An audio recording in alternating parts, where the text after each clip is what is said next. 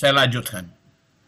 Dan itu dibuat di atas meterai. Dan waktu saya membaca surat pernyataannya itu saya merinding. Merindingnya apa? Saya yang bernama titik-titik, tanggal lahir, menyatakan memeluk agama Kristen dan menerima Yeshua HaMashiach, Yesus Kristus sebagai Tuhan dan Juru Selamatku secara pribadi. Dan segala resiko atas semua. Ini mohon apa yang saya sampaikan nanti tolong di... Waduh, udah masuk ke itu ya. Adalah saya tanggung sendiri. Nah, Bapak Ibu, saya tahu di situ bahwa itu adalah Roh Kudus yang memberikan ke dalam hatinya, memurnikan hatinya untuk percaya kepada Yesus sebagai Tuhan dan Juru Selamat. Itu sebabnya Mazmur mengatakan, Daud mengatakan, Ya Elohim, ciptakanlah bagiku hati yang bersih, dan baruilah dalam diriku roh yang diteguhkan. Kenapa? Karena manusia ini setiap hari dia memiliki hati yang ada hati duniawi, ada hati sorgawi. Ada tubuh jasmani, ada tubuh rohani. Ada rohani dan ada rohana. Jadi makanya Tuhan memberikan kepada manusia, membarui hati manusia. Supaya dia diperbaharui di dalam hatinya. Kata firman Tuhan di dalam Korintus, biarkanlah kami diperbaharui dari hari ke sehari. Itu. Kemudian beberapa waktu hari ini ada orang yang menghina-hina tentang kekristenan, menghina tentang ajaran Tritunggal, menghina tentang gereja-gereja, menghina para apologet yang ada di YouTube dan di di TikTok. Dan dalam 1-2 hari ini menjadi perbincangan. Kenapa? Karena dia berada di salah satu gereja yang memegang ajaran sesuai dengan firman Tuhan, ajaran Tritunggal. Dia ada di situ, tapi dia menghina terus-menerus. Dan masih muda. Dan akhirnya, saya katakan dalam bahasa saya, dia tidak tertolong, dia dipanggil oleh Tuhan tanpa ada pertolongan. Langsung selesai sudah. Selesai dia. Dia memegang ajaran oneness. Namanya, saya tidak perlu sebutan. Hati yang rindu kebenaran firman Tuhan di dalam Kisah Para Rasul pasal 17 ayat 11-15. Di Tesalonika itu lebih baik hatinya dibanding dengan di tempat lain. Kenapa? Karena mereka memiliki mendengarkan firman Tuhan di bait suci, di sinagoga. Hati mereka memiliki hati yang baik, lebih baik daripada mereka yang di Tesalonika. Jadi orang-orang yang ada di sana itu ada perbandingan. Apa sebab? Karena mereka menyambut firman Tuhan dengan segenap hati dan kerinduan mereka. Bahkan mereka menyelidiki kitab suci itu sekiranya hal itu benar demikian. Dan mereka menjadi percaya. Boleh kita membuka Kisah Para Rasul 17 ayat 11-15. Saya baca di TB2, Lembaga Alkitab Indonesia. Kisah Para Rasul 17, ayat 11-15 demikian. Orang-orang Yahudi di kota itu lebih terbuka hatinya daripada orang-orang Yahudi di Tesalonika. Karena mereka menerima firman itu dengan segala kerelaan hati dan setiap hari mereka menyelidiki kitab suci untuk mengetahui apakah semuanya itu benar demikian. Karena itu banyak di antara mereka yang menjadi percaya. Juga tidak sedikit di antaranya ada orang Yunani dan yang terkemuka, baik perempuan maupun laki-laki. Namun ketika orang-orang Yahudi dari Tesalonika tahu bahwa juga di Berea telah diberitakan firman Tuhan oleh Paulus, mereka pun datang ke sana untuk menghasut dan menggembarkan orang banyak. Saudara-saudara selama itu menyuruh Paulus segera berangkat menuju ke pantai, tetapi Silas dan Timotius masih tinggal di Berea. Orang-orang yang menggiring Paulus mengantarnya sampai ke Athena, lalu kembali dengan pesan kepada Silas dan Timotius supaya mereka lekas mungkin datang kepadanya. Jadi orang-orang Yahudi yang mendengar firman Tuhan di Berea itu lebih bagus hatinya dibanding dengan yang di Tesalonika. Karena apa? Membuka hati. Jadi kalau Roh Kudus sudah menjamah hati, sudah membersihkan hati, pasti ada kerinduan. Kita juga demikian, Bapak Ibu. Saya beberapa kali mengulang kalimat yang sama, kata yang sama. Di Zoom ini kurang lebih sudah 3 tahun berjalan. Ini tidak mudah mengelolanya. Tidak mudah memanagenya. Pasti di sini ada kebosanan, ya, ada kejenuhan hati, lalu kemudian banyak kesibukan, ada banyak kendala. Kendalanya di YouTube, kendalanya di Zoom, kendalanya di Wi-Fi, kendalanya di internet, kendalanya juga di di listrik. Ada banyak sekali kendala. Tetapi apa yang terjadi? Bapak Ibu yang dikasih oleh Tuhan masih konsisten sampai sekarang. Oleh karena apa? Karena ada kerinduan. Sekalipun banyak kendala-kendala tadi. Sekalipun kita berbeda latar belakang, berbeda gereja. Nah, satu hal saya melihat di sini, kita tidak pernah mengajarkan doktrin kita masing-masing di persekutuan family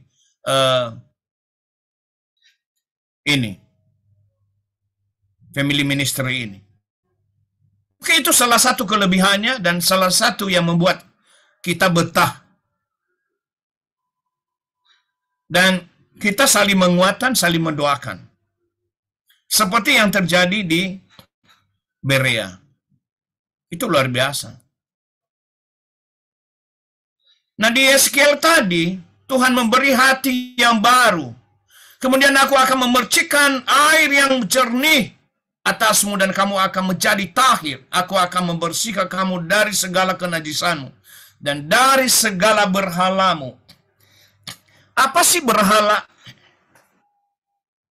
Mungkin kalau zaman dulu berhala itu menyembah kepada patung, menyembah kepada yang bukan Tuhan, atau mempersekutukan Tuhan, atau menyandingkan Tuhan dengan berhala-berhala yang lain. Tapi sekarang mungkin kita juga menemukan ada berhala yang tidak sadar, kita tidak sadar bahwa itu sudah menjadi berhala. Apakah dia pendeta, atau dia majelis biasa, penatua diaken, atau jemaat biasa. Saya melihat zaman ini, bahkan di dalam gereja saja sudah ada berhala. Sudah ada penyembahan yang bukan dari Tuhan. Sementara mulut menyembah Tuhan. Sementara ada pujian, ada musik. Tapi juga ada penyembahan yang lain selain daripada Tuhan di gereja kita masing-masing. Saya tidak tahu Bapak Ibu pernah memperhatikan itu atau enggak. Terus saya melihat pada zaman ini ada berhala. Apa itu berhalanya? Pasti Bapak Ibu tahu. Berhala kita sekarang ini tidak peduli dia pendeta Nggak peduli dia pendeta besar atau pendeta kecil atau pendeta biasa saja. Tapi dia memiliki berhala tanpa dia sadar bahwa itu adalah memberhalakan. Hanya segegam berhala itu. Nah, sebetulnya dia sudah menduakan Tuhan. Tentu Bapak Ibu tahu, hanya segegam dan digerakkan oleh jari-jari. Bahkan sementara hamba Tuhan khotbah di atas mimbar, dia diberhalakan juga di bawah. Dibandingkan khotbahnya itu dengan di telapak tangannya sekarang sudah dibandingkan khotbahnya. Nah, sekarang ini sudah orang malas membawa Alkitab ke gereja. Saya dulu termasuk salah seorang yang paling disiplin untuk membawa Alkitab. Dan paling bangga, paling senang bawa Alkitab. Tapi akhirnya juga sekarang saya akui itu, saya jarang membawa Alkitab. Kenapa? Karena sudah ada di telapak tangan. Ya itu ya Bapak Ibu. Silakan nanti Bapak Ibu koreksi. Aku juga akan memberikan kepadamu hati yang baru dan aku akan menaruh roh yang baru di dalam kamu. Dan aku akan menjauhkan hati batu dari tubuhmu. Dan aku akan memberikan kepadamu hati yang daging, hati yang bersih. Tapi persoalannya apakah memang ayat ini berlaku untuk kita atau tidak? Bahkan gara-gara itu ya, beberapa hamba Tuhan sering memberikan contoh analogi. Bahkan berhala itu ketika hilang atau ketika ketinggalan tidak akan dicari, nggak akan kembali ke gereja. Tapi coba kalau misalnya, saya ulang. Bahkan dibanding dengan Alkitab ketinggalan di gereja, nggak akan dicari Alkitab itu. Paling nanti ditelepon pengerja atau orang yang ada di gereja. Tolong ya Alkitabku disimpan di titip. Tapi coba kalau yang ada di degama kita yang ketinggalan. Pasti akan kembali untuk mencarinya gitu ya. Saya bersama dengan Ibu Gembala, pernah Ibu Gembala menyimpannya di tas paling dalam dan diingat, aduh di mana tadi ya? Dicari-cari nggak ketemu, termasuk saya gelisah. Oh iya ya, jangan-jangan ketinggalan. Oh iya ya, aduh ketinggalan, bagaimana kita balik lagi? Dan kami bandingkan dengan Alkitab, pernah tinggal Alkitab. Ya udah nggak apa-apalah, masih ada juga Alkitab di rumah ini. Masih ada juga Alkitab di dalam laptop. Masih ada juga Alkitab ada di handphone kita. Lah pertanyaannya, apakah benar-benar sudah ada hati yang diperbarui? Benar-benar ada roh yang baru di dalam hidup kita? Jangan-jangan kita hanya rutinitas, bahkan jangan-jangan, mohon maaf, Persekutuan FM merupakan rutinitas. Nggak enak kalau kita nggak ikut. Nggak enak kalau kita nggak terlibat. Nggak enak kita kalau berhenti. Apa kata orang? Apa kata dunia? Semoga itu tidak seperti itu. Tapi karena ada kerinduan tadi. Hati yang baru ditaruh di telapak tangan oleh Bapa Surgawi. Salomo meminta hati yang bijaksana. Satu Kisah, 1 Raja-Raja 3 ayat 9. Maka berikanlah kepada hambamu ini hati yang penuh pengertian untuk mengadili umatmu dan dapat membedakan antara yang baik dan yang jahat. Sebab siapakah yang sanggup menghakimi umatmu yang besar ini? Salomo meminta pengertian di dalam hatinya. Itu hati yang baru. Hati yang baru adalah hati yang bertumbuh. Hati yang baru, hati yang dipenuhi oleh kebenaran firman Tuhan. Tadi siang kami melayat salah seorang bapak, umurnya sangat panjang. Marga Tobing. Umurnya 88 tahun. Dan dia ulang tahun bulan Agustus kemarin. Lalu meninggal pada bulan September ini. Di samping saya itu duduk salah seorang pengacara. Dan dia tanya, Bapak Pendeta? Iya. Kemudian tiba-tiba dia bertanya, menurut Bapak, ada saya, tantangannya sangat luar biasa. Sebagai seorang pengacara itu tantangannya sangat luar biasa, Pak Pendeta. Oh iya. Tapi sering hati nurani saya bertentangan dengan acara-acara yang kami adakan. Menurut Pak Pendeta bagaimana? Lalu saya memberikan beberapa ayat firman Tuhan. Setelah saya selesaikan itu, tiba-tiba dia mengatakan, Pak Pendeta, mau enggak? Oh itu ya. Mau enggak saya kumpulkan beberapa teman saya, 5-10 orang teman pengacara saya, lalu Pak Pendeta bisa membina mereka, mengadakan persekutuan dengan kami. Boleh Pak Pendeta ya? Saya bilang siap. Terus kemudian dia naikkan lagi, dia bilang, saya nanti undang Pak Pendeta bukan cuma di Jakarta, tapi saya mengundang ke Bali. Saya baru tahu dia, baru ketemu juga pada hari itu, dan baru tahu dia adalah seorang pengacara, tapi dia tertarik kebenaran firman Tuhan. Dan dia rindu untuk, pembinaan rohani. Saya bilang, kadang kalau Tuhan, kita udah sungguh-sungguh melayani Tuhan, sering saya mengalami bahwa ada saja orang datang dan ingin dilayani, diajar kebenaran firman Tuhan dengan sungguh-sungguh. Tapi itu harus memulai hati yang baru, hati yang bersih, hati yang murni, hati yang tulus, hati yang tidak memiliki motivasi apapun. Bapak Ibu, saya sudah melayani Tuhan sejak tahun 1992. Sejak saya bertobat, sekalipun kakek saya adalah seorang sintua atau penatua, bapak saya juga penatua. Bahkan kami mendirikan gereja namanya gereja BNKP.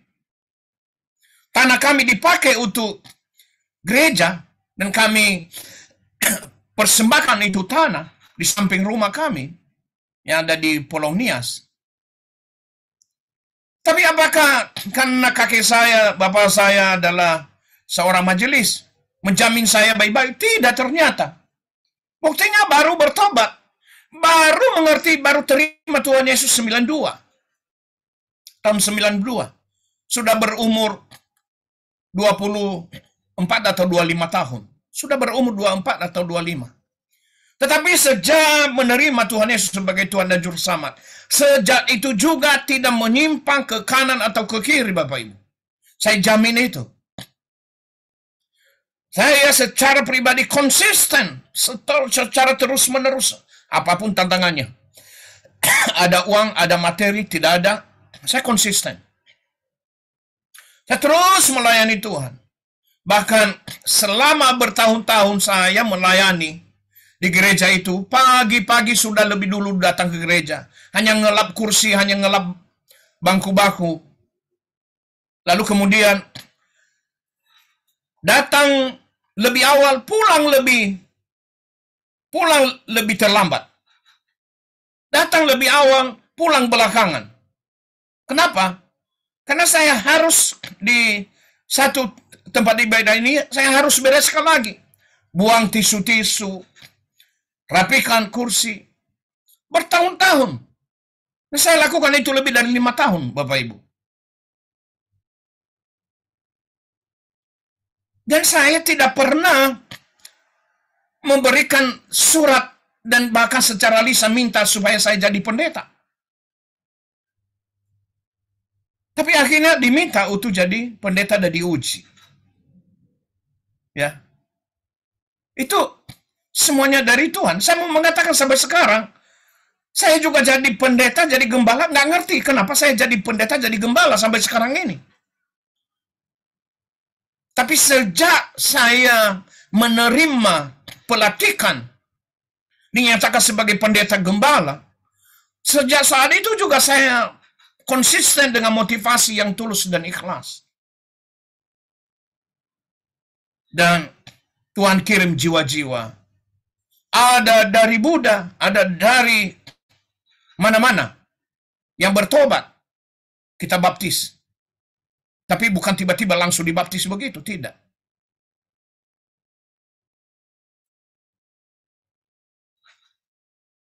Roma 10 ayat 10 dikatakan, karena dengan hati orang percaya dan dibenarkan, dan dengan mulut orang mengaku dan diselamatkan. Hati yang sudah percaya itu ada sukacita, hatinya sukacita. Bergembira. Dia bersukacita.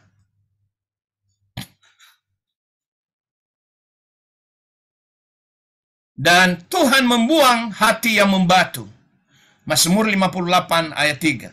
Bahkan dalam hati engkau melakukan ketidakadilan. Engkau menimbang-nimbang kekejaman tanganmu di bumi. Jadi kadang-kadang hati manusia itu menjadi membatu. Sudah membatu. Waktu hati saya, jantung saya di kateterisasi, saya lihat jantung sendiri. Dokter bilang jantungnya sih bersih, Pak. Tapi ada sumbatan. Artinya maksudnya bersih itu, oh ternyata Bapak ini bukan seorang perokok ya.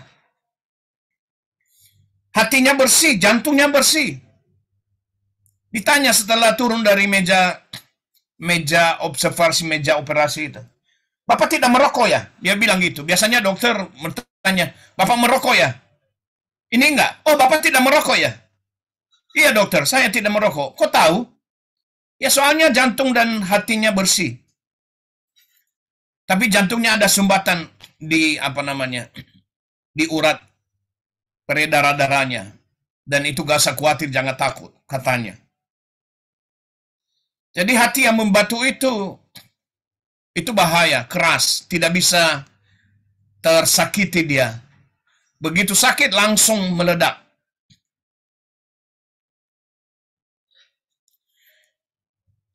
Di dalam 2 Timotius pasal 3 ayat 1, 2 Timotius 1 ayat 3, di Indonesia literal mengatakan, aku mengucap syukur kepada Elohim, yang kepadanya aku beribadah sejak nenek moyangku dengan hati nurani yang murni, bahwa tiada henti-hentinya aku memelihara dengan kenangan mengenai engkau dalam permohonanku siang maupun malam.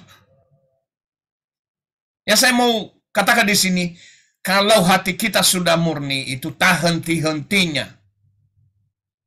Dan itu kita pelihara. Kenangan pertobatan pertama itu selalu harus ada. Saya rasakan kenangan pertobatan saya tahun 1992, rasanya sampai sekarang masih ada. Rasanya sampai sekarang masih ada. Yang sukacita tadi di atas ini. Rasa itu masih ada sampai sekarang. Dan saya harap kita harus memiliki rasa itu. Saya sering katakan kepada jemaat, jangan hatimu menjadi hati panjangan seperti ini. Mazmur 66 ayat 18 katakan, sekiranya aku melihat kejahatan dalam hatiku, maka Tuhan tidak akan mendengarkan. Diberkatilah Elohim yang tidak menyingkirkan doaku dan kasih setianya tetap atasku. Beda dengan orang-orang yang menjadikan hatinya menjadi cobekan. Selalu pedas hatinya setiap hari. Beda dengan orang-orang yang menjadikan hatinya menjadi hati prasasti. Hati kita nggak boleh dijadikan prasasti, tapi harus berkembang, harus bertumbuh. Apalagi hati itu ditusuk dengan akar pahit. Maleakhi pasal 2 ayat 2. Mohon maaf, ini saya banyak kutip di terjemahan Lembaga Literan Indonesia Literal. Jika kamu tidak mau mendengarkan dan jika kamu tidak menyimpan dalam hati untuk memberi kemuliaan bagi namaku, Yahweh Zebaot berfirman, maka aku akan mengirimkan kutuk ke antaramu, dan aku akan mengutuk berkat-berkatmu, bahkan aku pun telah mengutuknya. Oleh karena tidak ada satupun dari kamu yang menyimpannya dalam hati. Saya katakan, kenapa orang banyak yang sakit hati, akar pahit, menyimpan akar pahit di dalam dirinya, di dalam hatinya? Karena tidak memberikan tempat bagi Tuhan untuk disimpan. Bahkan membiarkan hatinya terluka. Beberapa waktu yang lalu ada seorang hamba Tuhan bercerita kepada saya. Saya kaget seorang hamba Tuhan ini. Ternyata dia akar pahit yang pernah dialami waktu kuliah. Padahal itu hamba Tuhan ini sudah lama, sudah lebih dari 10 tahun melayani. Sudah lebih dari 10 tahun tamat, lulus sekolah teologi. Tapi ternyata ketika dia bercerita, dia masih membawa akar pahit. Sehingga itu membuat dia ketakutan dan tertutup.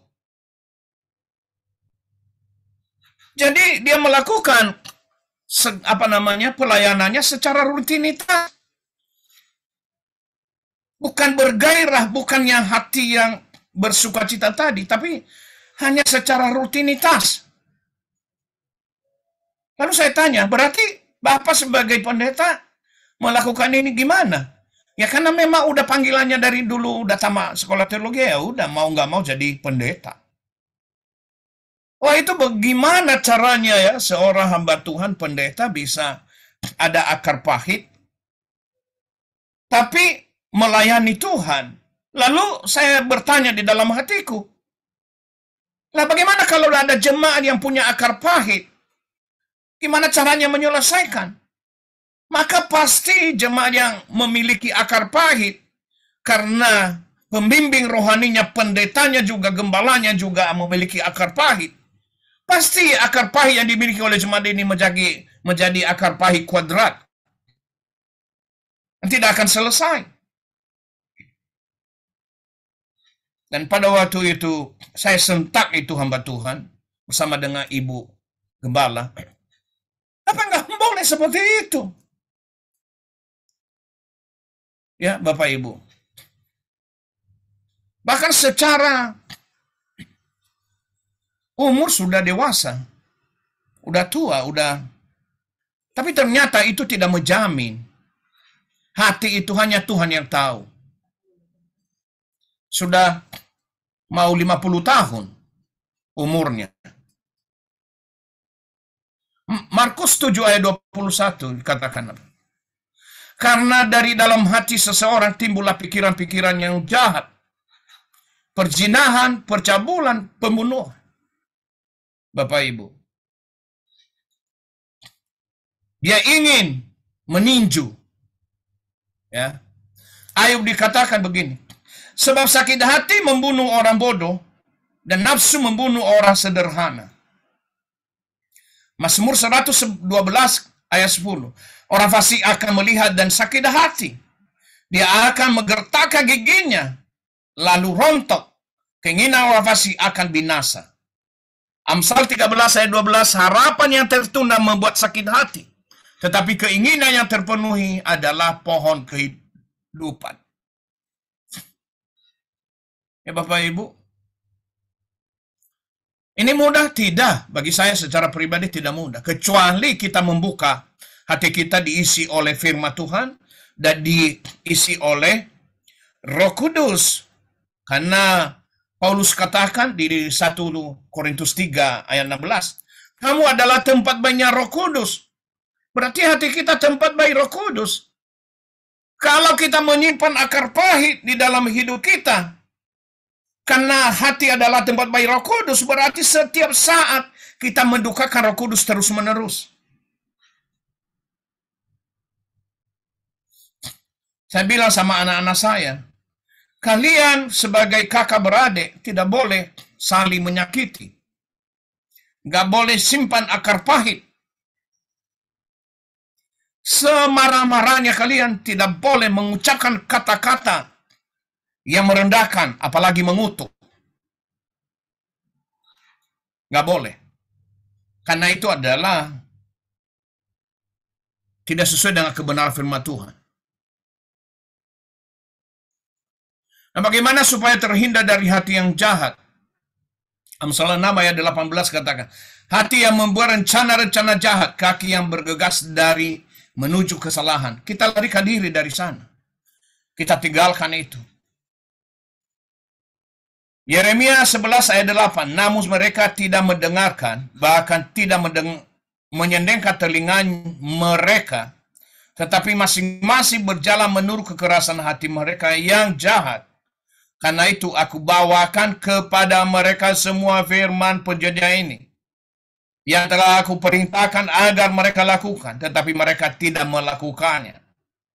Jadi saya belajar dari firman Tuhan ini, rupanya supaya terhindar dari hati yang jahat ini, hati yang nggak baik ini, akar pahit ini, yang pertama yang dilakukan, yang saya lakukan adalah mendengarkan firman Tuhan. Yang kedua, menyendengkan telinga saya kepada firman Tuhan. Ini beda. Kenapa? Mendengarkan firman Tuhan dan menyendengkan telinga saya kepada firman Tuhan itu, tujuannya apa? Kalau mendengarkan, membaca. Karena dia katakan apa?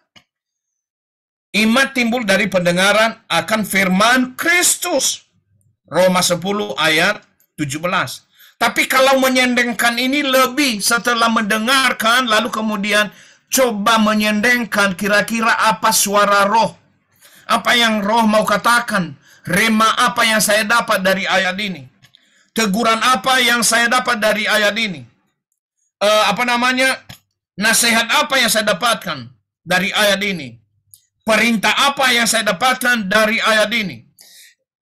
Kekuatan apa yang saya dapatkan dari ayat ini. Dan seterusnya, berkat apa yang saya dapatkan dari ayat ini. Hal yang ketiga di sini, menjadi hati yang lemah lembut. Tuhan Yesus katakan apa? Matius 11 ayat 28. Marilah kepadaku, hai kamu yang letih lesu dan berbeban berat. Pikul aku yang kupasa dan bebanmu pun ringan. Belajarlah kepadaku karena aku lemah lembut dan rendah hati. Itu Matius pasal 11 ayat 28 sampai 30. Berarti supaya terhindar dari hati yang jahat, yang ketiga adalah memiliki kelemah lembutan. Kelemah lembutan seperti apa yang diajarkan oleh Tuhan Yesus. Lalu kita tidak boleh menyimpang dari perintah-perintah itu sendiri. Yang berikutnya, hati yang sudah diperbaharui itu ternyata di Yeskiel 36 ayat 27 tadi, yang pertama menerima Roh Kudus. Aku akan menaruh rohku dalam kamu dan akan membuat kamu berjalan dalam ketetapan-ketetapanku dan kamu akan memelihara peraturan-peraturanku dan melakukannya. Jadi Bapak Ibu menerima Roh Kudus itu, mohon maaf, bukan berkata-kata dalam bahasa roh. Bukan berkata-kata setiap kali ibadah ada bahasa roh. Bukan itu rupanya. Saya selidiki rupanya menerima Roh Kudus itu adalah hidup di dalam buah roh. Galatia pasal 5 ayat 21 sampai 23. 22 sampai 23. Ada 9 buah roh di sana. kalau sudah diperbaharui.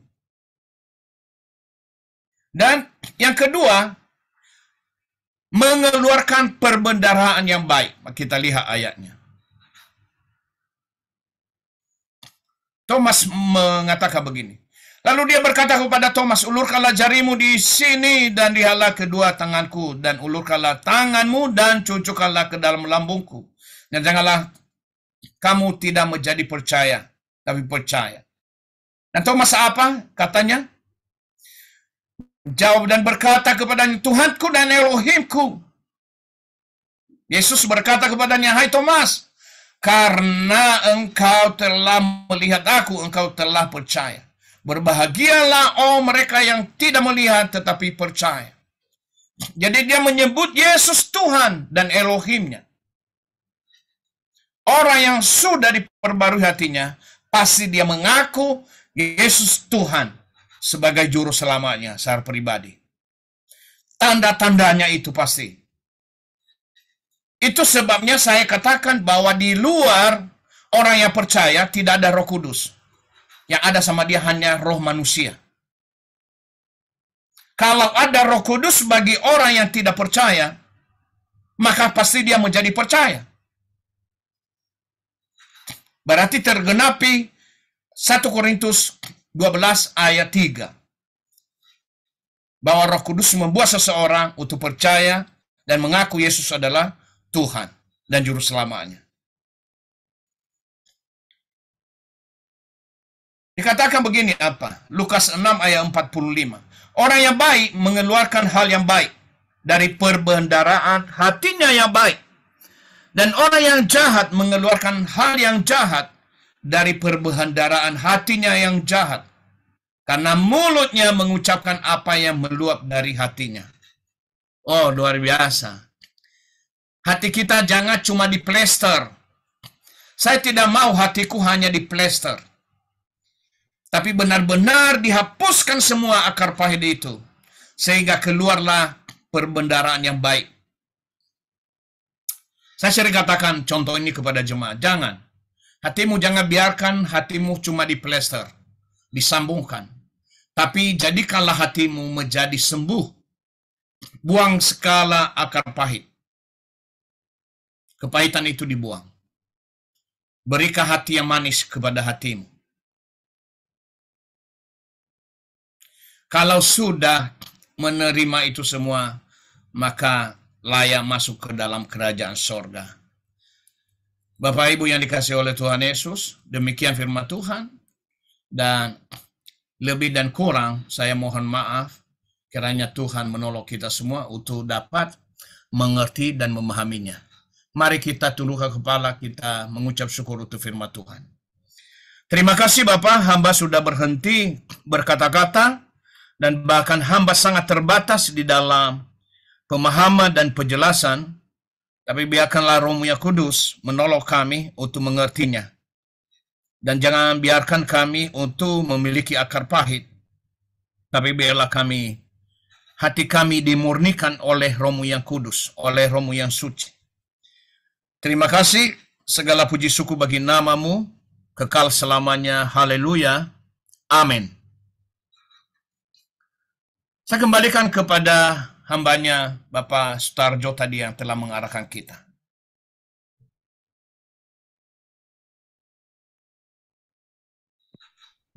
Pak Pendetaku, silakan. Pendetaku.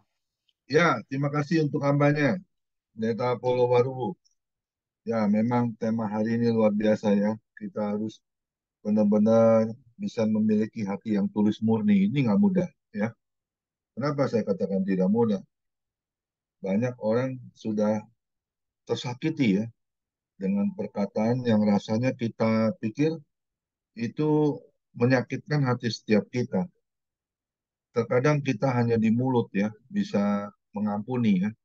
Tetapi kalau untuk kita berjumpa, say hello itu nggak bisa lagi seperti dulu. Ini penyakit setiap orang ya, setiap manusia ya. Ini juga terjadi ya di family ministry. Tapi saya mau katakan begini, hendaklah kita bisa memiliki kerendahan hati. Itu yang harus kita utamakan dalam kehidupan kita orang percaya. Amin. Ya, tadi Amin. dikatakan memiliki kerendahan hati itu nggak mudah. Setiap orang itu punya karakter. Ya, ada yang bilang gini, "Ah, aku sudah dari sananya begini. Aku tidak pernah bisa berubah." Nah ini, ya ini penyakit, penyakit dunia. Ya, saya pernah alami hal seperti itu. Ya, saya pernah mengalami begini. Ketika saya jadi orang Kristen, eh, saya banyak dikecewakan, saya banyak dibohongin, saya banyak dikata-katain ya. Sampai akhirnya saya bilang begini sama diri saya sendiri. Ini contoh ya. Waduh, saya jujur, saya jadi orang Kristen ini kayaknya salah jalan ya. Kenapa saya harus jadi orang Kristen? Ya, diejek, diolok ya. Apalagi sepertinya kita dijauhin, nggak ditemenin gitu. Ya, karena kan saya bisa bertobat ya, bisa lepas rokok, bisa lepas minum, ya mabuk ya. Saya bisa lepas judi ya. Ini penyakit nih, ini penyakit setiap orang ya. Saya nggak menghakimi, tapi penyakit itu pasti ada setiap manusia ya. Tapi puji Tuhan di family ministry saat ini udah nggak ada yang seperti itu. Amin ya. Kita Haleluya. semuanya sudah bertobat ya. Nah, Amin. kita harus benar-benar alami apa yang harus kita ciptakan dalam kehidupan kita, yaitu ciptaan baru. Amin. Ya. Amin. Makanya firman Tuhan ada dikatakan Matius 22 ya, ayat 14 kalau tidak salah ya. Banyak yang terpanggil tetapi sedikit yang kupilih. Wah, Pilih. hati-hati kita jadi anak Tuhan. Jujur, hati-hati kita jadi anak Tuhan. Ya, bukan semua orang Kristen bisa masuk surga. Jujur, saya katakan. Ya, makanya firman Tuhan ada dikatakan besi menajamkan besi, sesama menajamkan sesama. Ini terjadi di gereja-gereja. Ini terjadi di persekutuan-persekutuan. Ya, saling iri hati, saling dengki, ya, saling akhirnya bisa apa itu menghakimi, menghujat, ya, apa itu menggosip, ya, itu terjadi di persekutuan, khususnya di orang-orang percaya, orang-orang Kristen. Sangat disayangkan, jujur sangat disayangkan. Berarti kita nggak mengerti apa yang menjadi kehendak Tuhan melalui Galatia 5 ya, ayat 22, buah roh. Ya, itu yang harus kita ciptakan dalam kehidupan kita orang percaya. Amin. Ya, memang nggak mudah kalau bacanya mudah. Ya, kasih itu sabar, kasih itu murah hati. Ya, wah, gampang. Ya. Prakteknya loh sulit. Ya, kebanyakan kita menolak secara hati kita menolak. Wah ini bukan buat saya nih film. Kayaknya yang pantas nih, maaf kata nih contoh ya buat Pak Sutarjo nih. Orangnya lemah lembut, sabar, panjang sabar ya. Jangan ya, kita jangan lakukan hal yang salah, yang tidak berkenan di hadapan Tuhan. Amin. Ya, kemarin saya ikut ibadah itu ya di GBI Interpon itu yang tema khotbahnya keras. Banyak katanya, khususnya hamba Tuhan. Akhirnya mengalami kepahitan, gak mau lagi melayani. Apalagi tadi dikatakan Pak Pendeta Apollo ya, bosan ikut family ministry. Kayaknya udah jenuh ya. Ah, lu lagi ya. Padahal kita ini diberi tanggung jawab sama Tuhan. Di atas bau kita ini diberi tanggung jawab. Kita masih bisa nggak menunaikan ibadah kita yang sejati. Ingat Roma 12 ayat 1 dan 2 ya. Persembahkannya tubuhmu. Ya, ini nggak mudah. Ya, ini cocoknya katanya nih buat lu nih cocok. Kalau buat saya enggak deh. Wah, ini akhirnya saling tunjuk-tunjuk nih. Ya, menghakimi. Ya, nggak boleh kita jadi anak Tuhan. Kita ini hidup lagi diproses sama Tuhan. Kita bisa sampai garis finish yang Tuhan mau nggak? Yang Tuhan suka nggak? Nah ini penilaian ya, karena kita tahu Tuhan Yesus itu adil, ya keadilan itu ada di tangan Tuhan. Oleh sebab itu kalau kita masih ada akal-akal yang hati yang keras, yang dengki, yang apa tuh, hati yang keras, yang dengki ya, hati yang tidak mau taat kepada firman Tuhan. Saat ini kita sudah dengar firman, bertobat, datang kepada Tuhan, minta ampun sama Tuhan. Amin. Ya, Tuhan Yesus itu Allah pengampun, dan kita ini bertobat ini bukan hanya sekali, berkali-kali dalam hidup kita.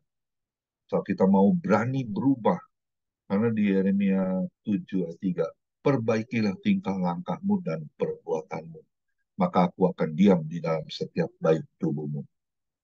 Amin. Ya, saya selalu paling suka kalau firman Tuhan itu yang keras, yang menegur saya ketika saya berbuat salah, langsung di kuping saya dengar, hei, kamu sedang berbuat apa itu? Ya, kebaskan tanganmu, bersihkan, sucikan hatimu, kuduskan. Aku ada di dalam bait tubuhmu. Wah, itu terdengar sangat menegur saya. Jadi saya nangis, Tuhan, ampuni saya Tuhan. Saya manusia yang tidak layak, manusia yang selalu berbuat kesalahan. Ampuni saya Tuhan, saya mau berubah. Saya mau selaras dengan apa yang Tuhan inginkan, bukan apa yang saya inginkan. Amin. Hari ini saya terberkati sekali Pendeta Apollo. Minta maaf ya, tadi temanya salah. Saya langsung cari itu WA Bapak, ternyata saya sudah ketemu ya. Aduh, minta maaf. Jujur Pak, minta Nggak maaf. apa-apa. Ya, setiap Nggak kita kan masalah, Pak. manusia nggak akan luput Ya. dari kesalahan ya. Saya minta maaf ya. Ya. Tuhan Yesus memberkati. Amin. Besok kita akan dilayani oleh Pendeta Walter Bernardus ya. Kita akan diberkati oleh firman Tuhan. Seperti hari ini kita sudah diberkati oleh hambanya Pendeta Apollo baru. Silakan Pak Sutajo untuk satu pujian sebelum doa syafaat. Tuhan Yesus memberkati kita semua. Kita tanggapi firman Tuhan dengan mengangkat pujian percayalah. Bila serta Tuhan dalam perjalanan, sinar sabdanya jadi suluh. Bila ia di samping, ku tetap dibimbing, bersama yang percaya patuh. Percayalah, patuh pada Allah, agar hidup bahagia. Percaya patuhlah, percayalah, patuh pada Allah, agar hidup bahagia. Percaya patuhlah. Saya mohon hambanya Bapak Setiadi untuk berdoa syafaat. Pak Setiadi. Pak, Tuhan Yesus, terima kasih Tuhan. Pada petang hari ini kami telah mendengarkan firman-Mu. Firman-Mu yang sungguh luar biasa, yang mengingatkan kepada kami supaya hati kami jangan membatu, tetapi hati yang lemah lembut. Hati yang merendahkan diri di hadapan-Mu. Bapa dalam surga, biarlah firman yang sudah ditaburkan oleh Bapak Apollo Waruwu menjadi berkat di dalam hidup kami, dan Bapak Apollo Waruwu, Tuhan berkati dalam pelayanannya, berkati dalam pemahaman firman-Nya supaya lebih lagi Tuhan, sehingga dia dapat menjadi alat-Mu untuk menyampaikan apa isi hati-Mu Tuhan. Tuhan Yesus Kristus, kami berdoa ya Tuhan untuk pelayanan Pak Apollo Waruwu, Engkau berkati Tuhan, supaya jemaat yang dilayaninya dapat dibimbing ke arah kehidupan yang berkenan kepadamu, sehingga memperhadapkan mereka sebagai mempelai-mempelai Kristus yang kudus bagimu Tuhan. Tuhan Yesus Kristus, hamba juga berdoa untuk keluarganya. Tuhan berkati keluarganya supaya menopang di dalam pelayanannya. Dalam nama Tuhan Yesus Kristus, hamba sudah berdoa untuk Bapak Waruwu, Pak. Juga Tuhan, kami berdoa untuk segenap kami yang hadir Tuhan. Kau berkati kami Tuhan dengan firman-Mu yang sudah disampaikan oleh Bapak Waruwu, sehingga kami ya Tuhan dapat hidup merendahkan diri di hadapan-Mu, tidak mempunyai hati yang keras, tidak hati yang membatu Tuhan, tetapi hati yang lemah lembut. Terima kasih Bapa di dalam surga, Kami berdoa ya Tuhan untuk kelangsungan FM ini Tuhan, supaya FM tetap bisa bertahan, bisa langsung, bisa semakin eksis dalam Zoom Tuhan. Sehingga kami dapat saling berbincang-bincang, saling berbagi Tuhan, bukan saja yang lunak-lunak, tetapi juga kami bersedia untuk makan makanan yang keras Tuhan, karena Engkaulah Allah yang menghendaki supaya kami belajar untuk tidak hanya mengenal tentang Engkau, mengenal tentang baptisan dan mengenal tentang pertobatan, tetapi Engkau juga menghendaki supaya kami mempunyai kedewasaan iman di dalam iring kepadamu, mempunyai sikap rohani yang baik kepadamu Tuhan. Terima kasih Bapa, di dalam kerajaan surga kami berdoa untuk pelayanan hamba-hamba Tuhan, dimanapun hamba-hamba Tuhan berada Tuhan, supaya kami saling bergandeng tangan. Kami tidak memperbincangkan tentang perbedaan-perbedaan doktrin Tuhan, tetapi kami bekerja bersama. Kami membangun di atas doktrin yang berbeda-beda itu satu keindahan ya Tuhan, di mana kami saling satu sama lain saling melengkapi, bukan saling menjatuhkan, bukan saling sesat menyesatkan. Tuhan Yesus Kristus, terima kasih Tuhan, Engkau yang Allah kami sembah adalah Allah yang hidup, Allah yang maha kuasa. Suparataka manayaka nasirakaya ngaina bohana takaya masina karamasikina nayaka takaya masikina katakaya masik. Yesus, haleluya Yesus. Tuhan, terima kasih Tuhan. Engkau telah memperdengarkan kepada kami Tuhan satu hal yang terbaik dan terindah kepadamu Tuhan, bagimu Tuhan, kami di mana kami bisa bersekutu dan bersatu Tuhan. Tuhan Yesus, kami berterima kasih Tuhan karena Engkau menyatakan akan kehadiran-Mu, Engkau menyatakan, Engkau mewujud nyatakan kehadiran-Mu Tuhan. Terima kasih Tuhan Yesus Kristus, Engkau bermanifestasi di dalam peribadatan kami ini. Terima kasih kunakaramahin sakatakaya masikina karalama. Nayatakaya masikina karalama masikina karalama. Terima kasih Bapa di dalam surga, kami bersiap untuk mendengarkan sharing firman Tuhan, untuk kami saling berbagi dan saling membangun satu sama lain. Di atas segala perbedaan kami pun Tuhan, kami dapat membangun iman kami. Dalam nama Tuhan Yesus Kristus, haleluya, amin. Mari kita angkat kedua tangan kita terima berkat yang datangnya dari Tuhan Yesus Kristus. Tuhan Yesus Kristus adalah kekuatan dan perisaiku. Kepadamulah hatiku semua percaya. Tuhan Yesus memberkati engkau dan melindungi engkau. Tuhan Yesus menyinari engkau dengan wajahnya dan memberi engkau kasih karunia. Dan Tuhan Yesus menghadapkan wajahnya kepada kita semua yang hadir. Bapak Ibu diberinya damai sejahtera. Kiranya Tuhan Yesus memberkati kesehatan Bapak Ibu, anak mantu cucu. Semuanya dalam perlindungan Tuhan Yesus yang sempurna. Bahkan yang sakit malam ini juga Tuhan Yesus sembuhkan secara ajaib dan sempurna. Dan juga kiranya Tuhan Yesus memberkati pekerjaan Bapak Ibu anak mantu cucu, khususnya di dalam bekerja, selalu dibuatnya berhasil dan beruntung dalam nama Tuhan Yesus Kristus. Dan juga kiranya Tuhan Yesus memberkati pelayanan Bapak Ibu anak mantu cucu, menjadi dupa yang harum di hadapan Tuhan. Perkenanan Tuhan Yesus selalu ada di dalam pelayanan Bapak Ibu. Hati Tuhan Yesus disenangkan, nama Tuhan Yesus ditinggikan, dipermuliakan dan diagungkan. Sampai Tuhan Yesus datang di awan-awan yang permai, menjemput kita orang-orang yang saleh, yang sudah diberkati. Sama-sama kita setuju katakan, amin. Tuhan Yesus Amin, amin, amin. kita semua. Haleluya. Silakan Terima Pak kasih Joni. Pak Ya, terima Gembala. kasih untuk hambanya. Silakan Amin. Pak Joni Iskandar. Baik. Ya, terima kasih Bapak Pendeta Apollo Waru yang sudah memberkati kita semua pada sore